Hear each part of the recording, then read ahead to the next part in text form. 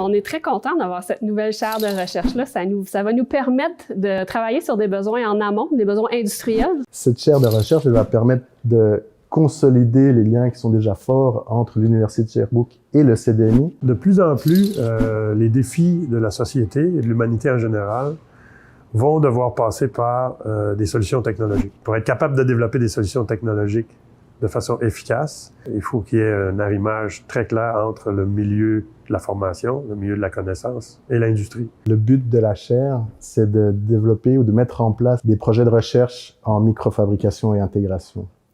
Donc, ces technologies qu'on va développer serviront par la suite à fabriquer des composants microélectroniques ou des composants microélectromécaniques, ce qu'on appelle des MEMS.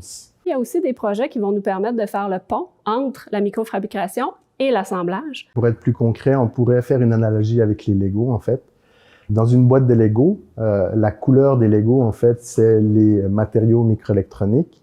Les différentes briques de Lego, ce seraient les procédés de microfabrication.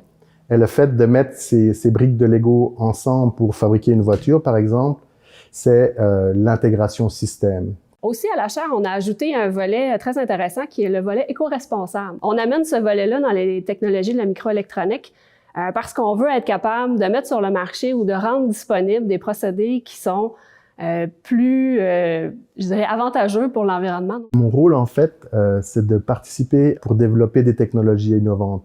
Ce qui est intéressant avec la boîte de Lego, en fait, c'est qu'on peut avoir de l'innovation à tous les niveaux, que ce soit au niveau des matériaux, au niveau des procédés de microfabrication ou au niveau de l'intégration système.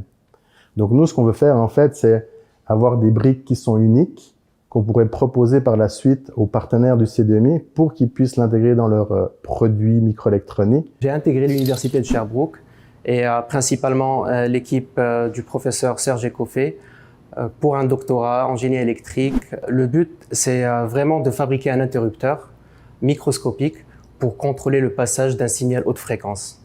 La partie fabrication a été assurée dans les locaux du C2MI et pour la partie caractérisation, elle a été conduite dans les différents laboratoires du 3IT. Le composant, il a été pensé ici, il a été fabriqué à Bromont et il est né entre les deux. La formation, c'est une des priorités de la chaire, évidemment.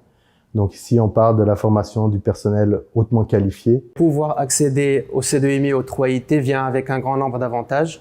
Du côté du C2MI, on peut fabriquer des composants en utilisant une chaîne de fabrication industrielle. Travailler sur des projets industriels, ça permet de travailler sur des projets pratiques qui ont un potentiel d'impact technologique et économique.